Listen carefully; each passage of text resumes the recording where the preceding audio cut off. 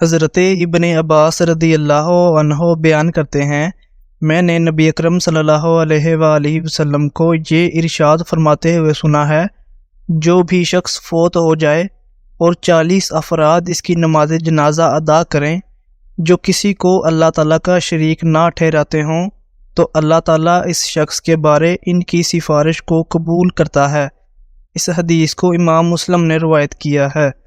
حضرت ابو سعید خدری رضی اللہ عنہ بیان کرتے ہیں، نبی اکرم صلی اللہ علیہ وآلہ وسلم نے ارشاد فرمایا ہے، جب جنازہ رکھا جاتا ہے اور لوگ اسے اٹھا لیتے ہیں، مراد ہے اپنے کندھوں پر اٹھا لیتے ہیں، تو اگر وہ نیک ہوتا ہے تو وہ کہتا ہے مجھے آگے لے جاؤ، اور اگر وہ نیک نہیں ہوتا تو وہ کہتا ہے ہائے بربادی، تم اسے کہاں لے جا رہے ہو؟ اس کی آواز انسان کے علاوہ ہر ایک سنتا ہے، اگر آدمی اسے سن لے تو بے ہوش ہو جائے۔